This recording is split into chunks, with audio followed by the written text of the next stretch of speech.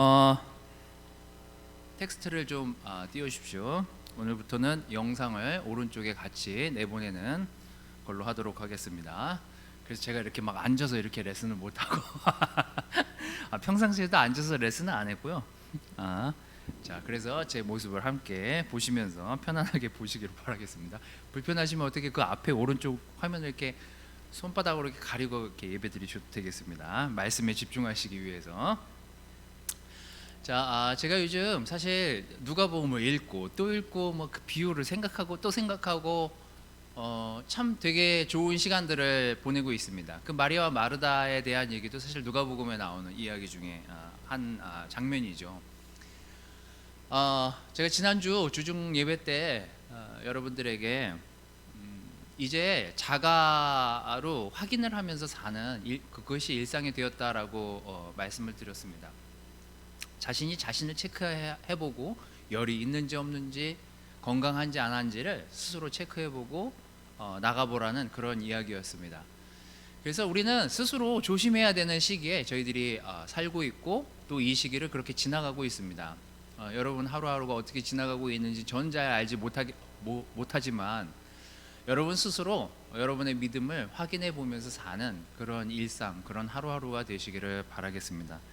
그래서 제가 일상에서 예수님과 동행하자라는 그런 주제로 지난주에는 너는 스스로 조심하라 이런 말씀을 가지고 누가복음 17장 말씀을 가지고 여러분들하고 말씀을 좀 나눴는데요.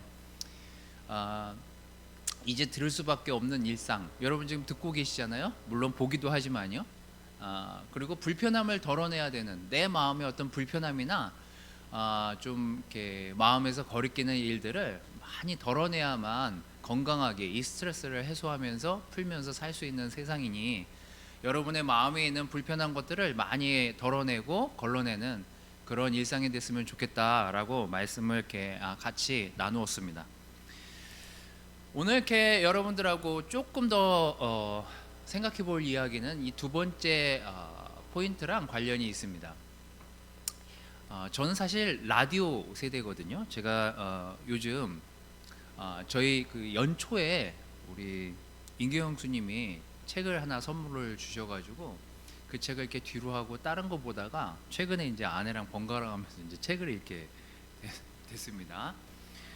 호모 사피엔스라는 책인데요. 너무 재밌었어요. 요즘 세대 이제 제가 뭐 MTP들 그 캠퍼스 애들한테 이렇게 말씀을 전하고 그 세대들이 어떤 것들을 주로 하고 있는지를 막 이런저런 걸 보고 있다가 최근에 이제 그 책을 이제 읽게 됐는데 너무 재밌게 지금 다 읽지 못했고요. 너무 재밌게 지금 보고 있습니다. 오늘 이렇게 들을 수밖에 없는 일상에 대해서 조금 더 나아가서 여러분들하고 얘기를 하려고 하는데요. 지금 세대는 사실 이렇게 보는 거 3살짜리 아이에게 그 옛날 오락기를 줬더니 화면을 자꾸 만지더라는 거예요. 터치하면 되는 줄 알고. 우리는 이게 오락 세대잖아요. 이게 막 뭐 누르고 뭐 동전 넣고 이런 세대인데 걔네들은 벌써 이렇게 어렸을 때부터 화면을 보면서 화면을 만지면서 사는 세대다 보니까 저희들랑은 전혀 다른 지금 생활 속에 살고 있습니다. 뭐 지금 그 캠퍼스 우리 틴 아이들, 틴 학생분들이 지금 제가 얘기하면 무슨 이런 뭐 옛날 옛적 이야기를 하나라고 생각할지 모르겠지만 옛날에는 학교 끝나고 학원 자율학습 같은 거 끝나고 집에 갈 때 별이 빛나는 밤에 그렇게 청취를 하면서 살았던 사람들입니다. 그래서 저는 라디오 듣는 것에 익숙한 그런 것들을 지나온 세대이기 때문에 여러분들하고는 좀 세대 차이가 있죠. 여러분들은 좀 보는 거에 익숙하니까요. 자, 오늘 일상에서 예수님과 동행하기 두 번째 이렇게 시간을 정했고요. 오늘 누가복음 8장을 보려고 합니다. 제가 텍스트는 좀 줄이고 거기에서 안에 있는 내용들을 좀 더 여러분들하고 다루려고 하는데요. 그냥 조그만 주제로는 주님의 말씀으로 사는 일상 이렇게 정했습니다. 우리 모두 성경 말씀을 읽고 있고 또 보고 있는 줄 압니다. 저도 그렇게 하지만 여러분들도 짧게든 길게든 주님의 말씀을 또 하나님의 말씀을 여러분들 읽고 계실 거라 생각이 듭니다. 뭐 다른 누가복음이 아닌 다른 데를 보고 계신 분들도 있겠지만 저는 요즘 누가복음을 계속 읽으면서 읽으면 읽을수록 막 들어오는 구절들이 너무 많다 보니까 막 생각해보고 적어보게 되다 보니까 그걸 또 이렇게 여러분들하고 나누게 되는 것 같아요. 오늘 주님의 말씀으로 사는 일상이란 제목으로 우리가 일상에서 예수님과 어떻게 동행할까에 대한 이야기들을 지난주에 이어서 좀 지속해서 여러분들과 같이 나눠보도록 하겠습니다. 흔히 되게 우스갯소리로 믿는 사람들은 계속 이 약을 먹어라, 구약, 신약 이렇게 우스갯소리로 많은 분들이 얘기하시죠. 제가 최근에 좀 운동을 하다가 좀 이제 제가 이렇게 나이가 있는데 나이에 걸맞지 않게 활동을 하다 보니까 운동을 하다 보니까 자주 좀 다치게 돼가지고 제가 최근에 이제 축구를 좀 운동을 못 나가게 됐습니다. 근데 신기하게도 제가 이제 몇 번 경험을 해보니까 갑자기 이렇게 뭔가 염증이 생기고 아플 때 진통제 그 소염제 같은 걸 먹잖아요.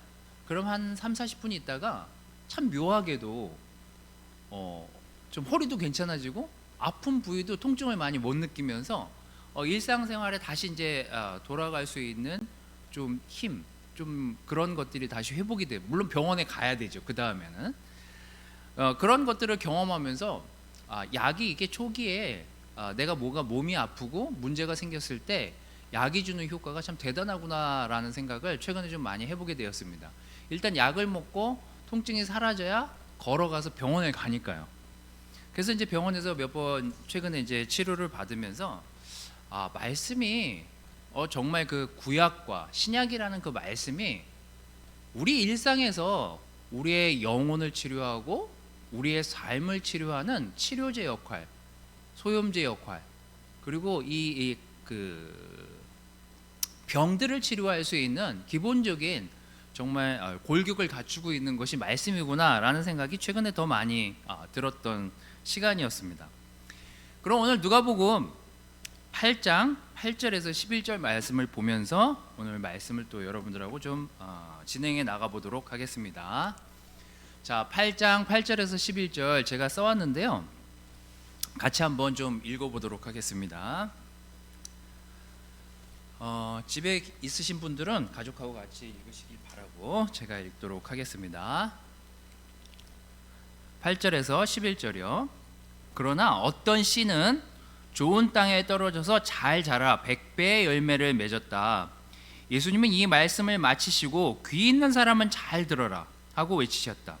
제자들이 이 비유의 뜻을 묻자 예수님은 이렇게 대답하셨다. 너희에게는 하나님의 나라의 비밀을 아는 것이 허락되었으나 다른 사람들에게는 비유로 말한다. 이것은 그들이 보아도 알지 못하고 들어도 깨닫지 못하게 하기 위해서이다. 이 비유의 뜻은 이렇다. 씨는 하나님의 말씀이다. 이렇게 하면서 그 씨 뿌린 사람에 대한 비유를 제자들이 물어봤을 때 그것을 해석해 주는 내용이 뒤에 나오고요. 앞에는 여러분들도 잘 아시다시피 뭐 자갈밭, 가시밭, 가시덤불밭, 그 돌밭, 그 다음에 길가에 떨어진 밭, 그 다음에 좋은 땅에 떨어진 밭, 뭐 이런 비유들이 나오지 않습니까? 그리고 제자들에게는 이 말씀을 이 씨는 하나님의 말씀이다라고 하면서 그걸 또 설명해주고 잘 풀어서 제자들이 이렇게 이해할 수 있게끔 설명해주는 내용이 바로 그 뒤에 나오는 내용이고, 물론 여러분들이 잘 아시는 내용이기도 합니다. 자, 제가 여러분들한테 드리고 싶은 질문은 요즘 여러분들이 읽는 그 말씀이 여러분들 삶에 어떤 의미를 부여하고 어떤 생각을 주는지를 생각해 보십사 하는 마음에서 오늘 말씀을, 이 구절을 좀 적어 왔습니다. 잠깐 좀 10장으로 넘어가서 또 다른 그 내용을 좀 보도록 하겠습니다. 제가 어제 스태프들에게 이 레슨을 한 거여가지고요, 조금 좀 도전적인 내용이 될 수도 있습니다. 첫 번째 포인트는요, 말씀을 어떻게 읽고 있습니까? 라고 여러분들에게 질문을 드리고 제 스스로한테 하는 질문이기도 했습니다. 누가복음 10장 25절에서 26절 말씀은요, 굉장히 중요한 질문을 율법학자가 하고 예수님이 대답하시는 내용입니다. 이것도 2주 전인가 3주 전에 여러분들하고 말씀을 나누면서 읽었던 구절이기도 합니다. 다시 한번 제가 읽어보도록 하겠습니다. 누가복음 10장 25절에서 26절이요. 어떤 율법학자가 예수님을 시험하려고 와서 선생님, 내가 무엇을 해야 영원한 생명을 얻겠습니까? 하고 물었다. 예수님이 그에게 율법에 무엇이라고 쓰여 있으며 너는 어떻게 알고 있느냐? 라고 다시 재차 예수님이 물어봅니다. 그 율법학자의 질문에. 자, 거기 제가 크게 좀 두텁게 이렇게 써서 옮겨놨는데요. 여러분 한번 생각을 해보십시오. 이 율법학자가 한 질문이 우리가 할 수 있는 질문 아닙니까? 저 질문만 놓고 보면 굉장히 평이하게 하나님을 사랑하고 하나님의 나라를 사랑하는 사람이 영원한 생명과 예수님이 그 목마르지 않는, 영원히 목마르지 않는 그 무언가를 주실 거에 대한 그냥 평범한 질문이었지만 거기 텍스트에는요, 예수님을 시험하려고 와서 라고 되어 있습니다. 자, 그럼 이것은 누가 이렇게 생각하고 썼을까요? 누가 이 율법학자의 의도를 알았을까요? 이 책을 누가 썼죠? 누가가 썼잖아요.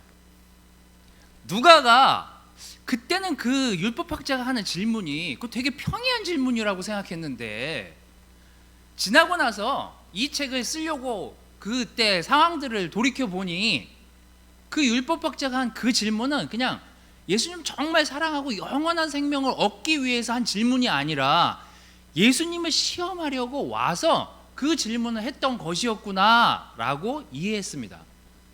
근데 예수님은 먼저 그 당시에 그 율법학자가 그 예수님을 시험하려고 와서 그 질문을 던진다는 것을 또 예수님은 또 알고 있었어요. 그때 당시에. 그런 내용이에요. 자, 지금 페이지를 여러분들이 좀 읽어보시면, 자, 현대인의 성경, 개역개정 성경에는 이렇게 기록하고 있습니다. 너는 그걸 어떻게 알고 있니? 율법학자에게 이렇게 질문을 하죠. 근데 이 NIV를 현대인의 성경이 번역을 했는데요. 원래 현대인의 성경, 원래 NIV에는요, How do you read it? 너 도대체 같은 성경을 보고 있는데 넌 그걸 어떻게 읽고 있는 거야? 너 그거 어떻게 읽은 거야? 이렇게 지금 질문을 했습니다. 예수님이. 표준세 번역에는 거기는 뭐 영어는 또 잘못되어 있는데 거기는 이렇게 또 기록이 되어 있어요. 이 NIV처럼. 너는 그것을 어떻게 읽고 있느냐? 라고 예수님이 질문을 합니다. 이 질문은 되게 중요한 질문이었어요. 사실. 우리는 정답을 많이 알고 있어요. 무엇을 해야 되는지, 어떻게 살아야 되는지, 어떤 게 하나님의 말씀인지 우리는 알고 있는 것들이 많습니다.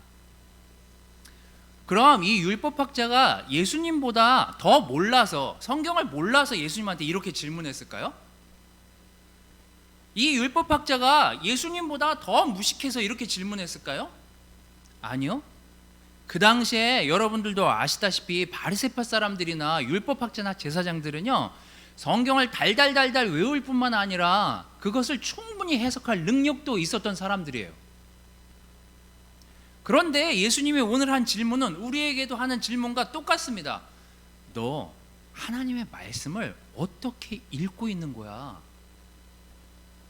넌 그 질문에 대해서 넌 어떻게 읽고 생각하고 있는 거니? 라고 예수님이 되물었습니다.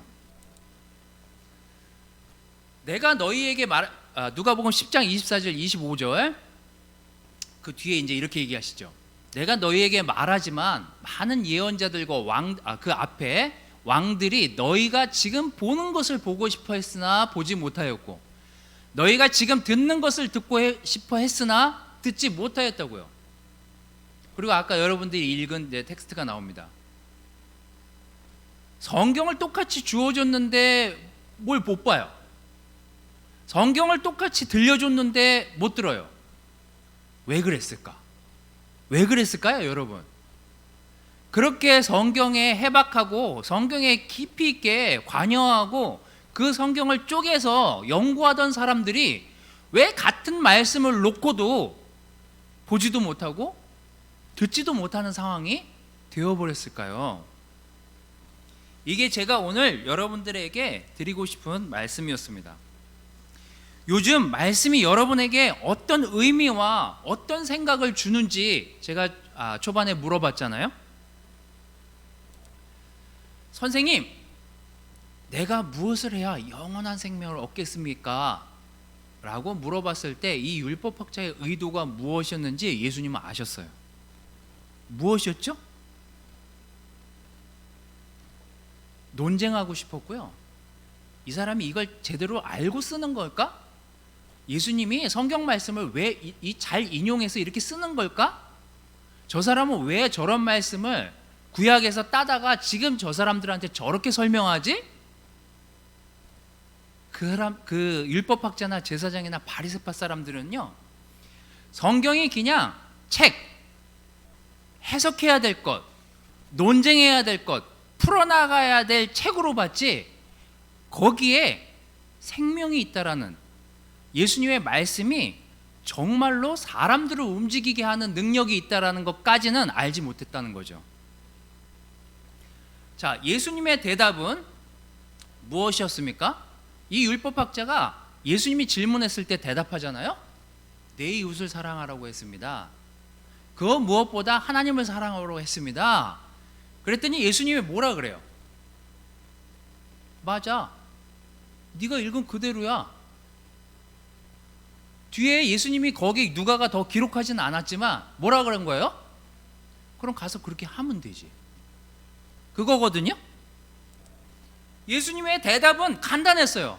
야, 너랑 나랑 성경 똑같이 읽는데 왜 너는 그걸 가지고 와서 자꾸 성경 말씀을 가지고 논쟁을 하려고 하고 해석을 하려고 하고 그걸 풀기만을 생각하니?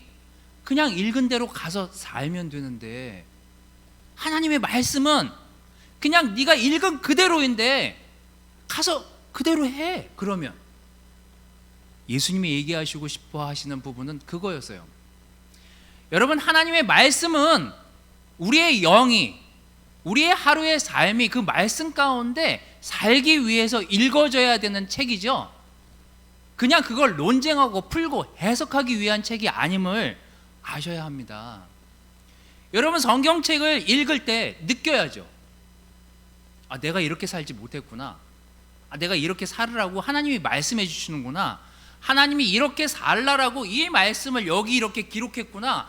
내가 이렇게 고침받으라고 이렇게 기록되어져 있구나. 그걸 율법학자한테 가르쳐 주시고 싶었습니다. 여러분 어떻습니까? 여러분이 읽는 그 성경책, 내가 오늘 큐티를 안 했으니 큐티를 해야지. 좀 성경 안 읽으니까 찝찝하네? 그러니까 성경을 읽어야지. 그것입니까? 아니면 말씀을 읽고 그대로 살기 위해서, 그대로 행동하기 위해서, 또 그대로 느껴나가면서 하나님의 마음을 잊지 않기 위해서 오늘 그 말씀을 펴서 읽고 계십니까? 이게 율법학자랑 예수님이랑 같은 말씀을 이야기하고 같은 답을 이야기하지만 예수님의 말씀에 훨씬 힘이 있고 그 예수님이 하신 인용, 성경의 말씀이 훨씬 더 사람들에게 잘 먹혀 들어간 이유 중에 하나입니다. 오늘 예수님은 이 율법학자에게 얘기하시듯이 우리에게 이렇게 얘기하십니다. 너가 오늘 그 텍스트 그냥 책으로서가 아니라 성경 말씀을 읽었으면 읽은 대로 가서 너가 있는 곳에서 그렇게 살아야지. 가서 읽은 대로 그렇게 행동하라고요. 여러분, 우리 모두의 일상에 말씀이 주어져 있고, 옛날에는요 읽는 것도 귀한 시절이었어요. 인쇄술이 발달하지 않았기 때문에. 예수님이 살던 시절은요 오로지 듣는 것만으로 그들의 말씀에 귀를 귀담아 듣고 행동할 수밖에 없었던 시절이에요. 그 시절에 텍스트를 보고 읽을 수 있었던 사람들은요, 율법학자, 제사장들, 그 사람들 굉장한 사람들이었어요. 사실은 그 사람들한테 좋은 선물이 주어졌고 그걸 해석할 수 있는 능력까지도 주어졌는데요, 말씀에 파워는 없었어요. 왜요? 읽기만 했으니까요. 해석만 했으니까요. 풀어나가려고만 했으니까요. 오늘 이 시대는 인쇄가 발달하고 텍스트가 넘쳐나는 시대에 우리는 살고 있어요. 그래서 여러분이 읽고 있는 성경책은요, 굉장히 귀한 말씀이지만 그냥 책으로서는 그냥 책일 뿐이에요. 그래서 여러분, 읽고 행동하고 사는 것이 훨씬 더 중요하다는 것입니다. 이게 여러분들하고 얘기하고 싶은 첫 번째 내용이었습니다. 두 번째는요, 말씀은 살아있고 운동력이 있다라는 거예요. 같이 아까 읽었던 구절이지만 다시 좀 읽고 지나가도록 하겠습니다. 어떤 율법학자가 예수님을 시험하려고 와서 선생님, 무엇을 해야 영원한 생명을 얻겠습니까? 하고 물었다. 율법에 뭐라고 쓰여 있고 너는 어떻게 알고 있느냐 하고 다시 묻자라고 하면서 예수님이 그에게 두 가지 질문을 주고받죠. 자, 요한복음 11장에 보면, 요한복음 11장이죠. 11장에 보면 예수님이 예수님 스스로를 뭐라고 얘기하시나요? 나는 부활이고 생명이다 라고 사람들한테 선포하시잖아요. 아까 여러분들이 읽었던 그 8장에 나오는 구절이 뭐예요? 자, 어떤 사람들에게는 아는 것이 허락되었고 어떤 사람들에게는 들어도 보아도 듣지도 못하고 보지도 못하고 깨닫지도 못한다. 근데 예수님을 정말 아는 사람들은요, 예수님 이퀄 예수님은 우리를 살리실 수 있는 분이고 생명을 주관하시는 분이고 다시 살아나신 부활하신 예수님을 믿는 게 저희들의 신앙 아닙니까? 우리에게는 허락이 되어 있어요. 하나님 나라의 비밀을 아는 것이 허락되어 있습니다. 왜요? 예수님이 우리를 통해서 생명을 주셨고 부활하신 것을 우리가 믿고 예수님을 따라가게 만들으셨으니까요. 자, 그래서 우리가 너무나 잘 아는 구절을 좀 보면서 넘어가도록 하겠습니다. 히브리서 4장 12절 13절인데요. 제가 어제 전임들 미팅에서 똑같은 질문을 했습니다. 자, 여러분들이 읽으시기에 이 구절에서 가장 중요한 내용은 무엇일까요? 자, 히브리서 4장 12절 13절을 읽어주면서 제가 전임들에게 물어봤습니다. 하나님의 말씀은 살아있고 활동력이 있어서 양쪽에 날이 선 그 어떤 칼보다도 더 날카롭습니다. 그래서 혼과 영과 관절과 골수를 쪼개고 사람의 마음속에 품은 생각과 뜻을 알아냅니다. 하나님 앞에서는 아무것도 숨길 수가 없습니다. 우리가 모든 것을 고백해야 할 그분의 눈앞에는 모든 것이 벌거숭이로 드러나기 마련입니다. 제가 전임들에게 처음에 숙제를 내줬어요. 월요일 날. 어제 이제 전임회의였으니까. 자, 제가 미팅하기 전까지 여러분들이 요즘 최고로 고민하고 있는 것들을 한 가지, 순위별로 이렇게 몇 가지 하지 말고 제일 고민하고 기도하는 것 한 가지를 내일 발표할 거니까 그걸 준비해서 오라고요. 그래서 이제 막 어제 미팅하면서 처음에 이제 질문을 했죠. 어제 숙제 내드렸으니까 질문에 답을 하달라고. 근데 모든 전임이요, 뭐 약속했다는 듯이 똑같은 고민과 생각을 하고 있습니다. 무슨 고민을 하고 있을까요? 무슨 고민을 하겠습니까? 똑같아요. 앞으로 교회가 어떻게 될까? 우리 젊은 세대들, 틴애들, 우리 어린 애들이 지금 교회도 못 나오는 상황에 우리가 넥스트, 다음 세대에게 건강한 교회를 물려줘야 되는데 제일 고민하고 걱정하고 기도하는 것이 그것입니다. 그 얘기를 정말 이렇게 약속한 듯이 다들 그런 얘기들을 했어요. 뭐 다 크고 작지만 하여튼 거기서 거기였어요, 내용이. 자, 저는요 그리스도의 교회라는 곳을 들어본 적도 없고 알아본 적도 없습니다. 제 나이 30이 될 때까지요. 저는 기존 정통 교단 교회에서 컸기 때문에요 그리스도 교회라고는 정말 알 수도 없었어요. 누군가의 소개로 이곳에 왔고 제가 처음 너무나 그냥 확 깨졌던 게 가슴이 철렁, 정신이 번쩍, 그게 뭔지 아세요? 교리가 아니었어요. 사람들이 아니었어요. 성찬을 나누고 말씀을 나누는 굉장히 투박하고 서투르지만 말씀이 살아있다라는 것이 느껴졌어요. 그래서 제가 전임들한테 얘기했어요. 말씀이 살아있지 않고서는 교회는 살 수 없다고요. 왜요? 여기 나오잖아요. 말씀은 살아있고 활동력이 있어서요 다른 거 아무것도 안 해도 말씀이 살아서 나한테 들어와서 그게 나를 움직이는 순간 마음속에 품은 생각과 뜻을 알아내게 되어 있다고요. 예수님이 그 율법학자가 하는 그 질문에 대한 그 의도를 어떻게 알아낼 수 있었겠습니까? 말씀이 살아있었기 때문이거든요. 말씀이 활동력이 있었어요. 예수님이 얘기할 때는요 그 말씀은 살아서 사람을 변화시키고 활동하게끔 만들었어요. 그래서 막 귀신이 떠나가고 사람들이 철퍼덕 무릎을 꿇고 회개하고 정말 하나님을 찬양하고 많은 기적들이 일어난 이유가 어떤 것이었냐면요 하나님의 말씀이 살아있었기 때문에요. 여러분 마음속에 품은 생각, 우리가 애들 속도 모르는데 어떻게 다른 사람의 속을 알 수 있겠냐고요. 뜻이요? 우리 뜻 오해할 때 얼마나 많아요. 같은 한국말하고도 다른 생각할 때가 얼마나 많습니까? 근데 하나님 말씀 앞에서는요 숨길 수가 없대요. 모든 것을 고백해야 될 그분 앞에서는 벌거숭이로 드러나기 마련이래요. 뭐가요?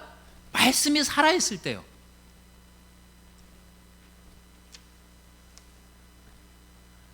여러분 요즘 여러분들이 읽는 그 말씀이 살아서 여러분 안에 들어와서 성령이 여러분을 움직여서 회개하게끔 만듭니까?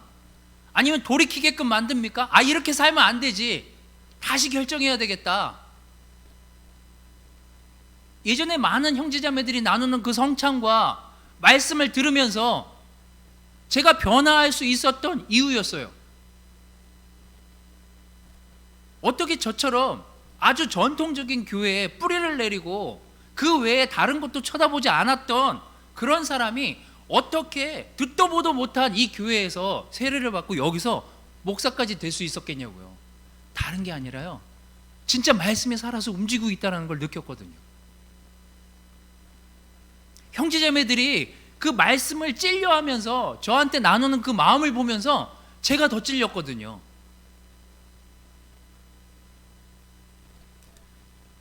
고린도후서 3장 6절을 좀 말씀 보도록 하겠습니다. 하나님은 우리를 새 계약의 일꾼으로 삼으셨는데 율법의 종이 아니라 성령님의 종이 되게 하신 것입니다. 아주 중요한 말을 해요. 율법은 죽음을 가져오지만 성령님은 생명을 준다고요. 뭐예요? 그냥 텍스트이고 성경이 그냥 성경책으로만 그냥 눈으로 읽는 그냥 여러 널려있는 책으로 그냥 그 책만 파고 있으면 그건 죽은 거나 다름없다는 거예요. 근데 그 말씀을 통해서 그 말씀이 내 안에 들어와서 나를 움직이고 활동하게 하고 내 영혼을 쪼개고 죄책감이 들게 하고 회개하게 일으키는 그 마음,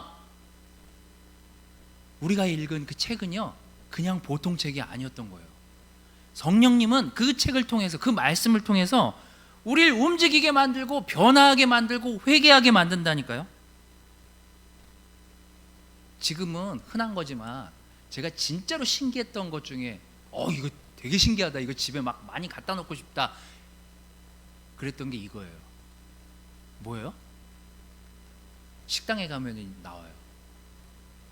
네, 물을 보면은요 정말 제가 유치한지 모르겠지만 하여튼 제가 깜짝 놀랐는데, 와, 물을 보니까 막 이게 막 부풀어 오르면서 막 엄청 커지면서 물티슈가 되거든요. 이런 거 안 신기해 하시는 분들도 있겠지만 하여튼 전 되게 신기했어요. 처음에 식당 갔는데 이걸 줘가지고 이거 물 붓는 재미에 몇 개씩 갖다가 다시 부어서 확인해보고 가져가기도 하고 그랬었던 기억이 있습니다.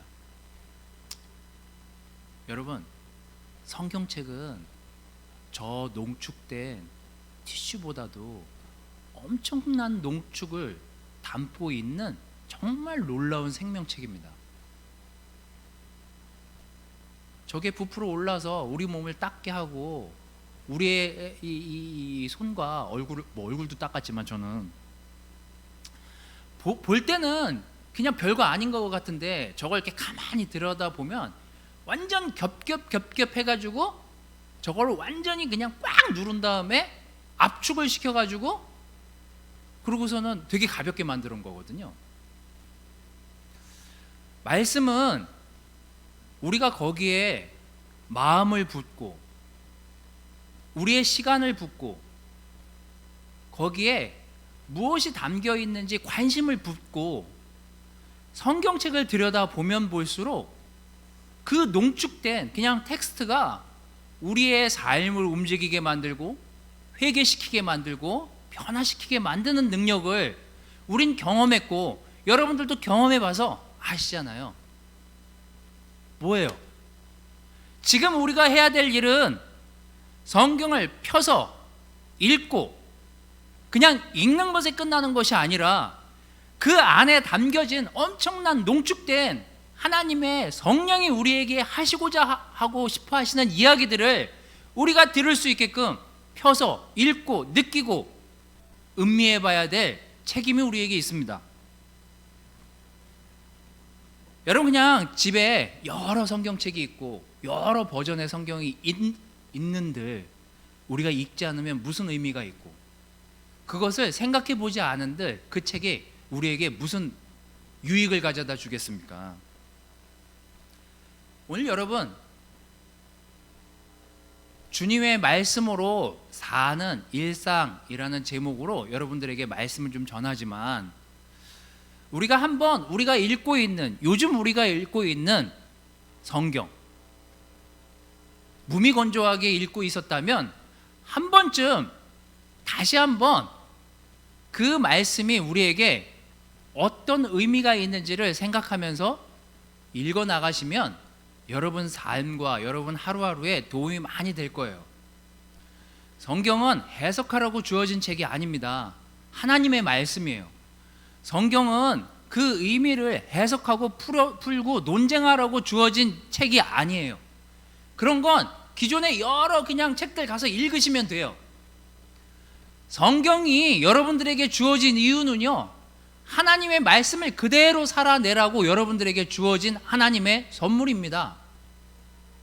여러분, 그래서 말씀이 움직이게끔 되어 있어요. 왜요? 예수님의 말씀이니까요. 예수님이 그렇게 말씀하신 것들을 우리에게 실물로 전달해 주신 게 성경책이잖아요. 그럼 여러분, 하나님의 말씀을 살아내기 위한 생각을 가지고 여러분 말씀을 읽어 나가시기를 바라겠습니다.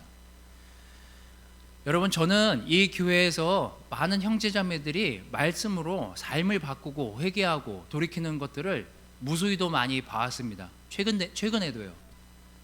저는 말씀에 엄청난 능력이 있다는 걸 믿어 의심치 않습니다. 말씀은 살아있고 운동력이 있는 것이 사실이고 그걸 저는 수없이 보아왔습니다. 생명력이 있고 회개하고 돌이키고 변화가 일어나게 하는 거는요, 세상에 어떤 책도 할 수 없는 일입니다.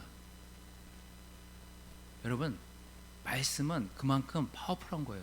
우리가 볼 때는 되게 작고 별 보잘 거 없는 책의 한 책일 수 있지만요, 그걸 펴고 읽고 의미를 담아내는 순간요, 정말 부풀어 올려서 나를 가만히 있지 못하게 하는 것이 하나님의 말씀입니다. 여러분, 말씀은 살아있어요. 운동력이 있습니다. 그래서 여러분이 말씀을 매일매일 읽고 변화를 느끼고 살아가는 이유가 거기에 또한 있습니다. 여러분, 이제 여러분들에게 주어진 그 일상의 여러 시간 중에 정말 말씀을 펴놓고 차근차근 읽어내려 가면서 내가 오늘 이 말씀을 내 삶에 어떻게 적용해서 담아낼 것인지를 생각하면서 말씀을 읽어내려 가시기를 부탁을 드립니다. 여러분, 말씀은 어제도 살아있었지만 오늘도 살아있고 내일도, 그리고 하나님이 우리와 함께 하시는 이 동안은요, 계속해서 그 말씀이 우리를 움직이게 하고 회개하고 돌이키게 할 거예요. 운동력이 있다라는 게 사실입니다. 살아있는 게 사실이에요. 왜요? 예수님은 부활이고 생명이니까요. 여러분, 말씀을 지속적으로 읽고 여러분 살아있는 그 삶을 지속적으로 영적으로 계속해서 깨어나가시는 형제자매 여러분들이 되시기를 바라겠습니다. 말씀을 마치도록 하겠습니다.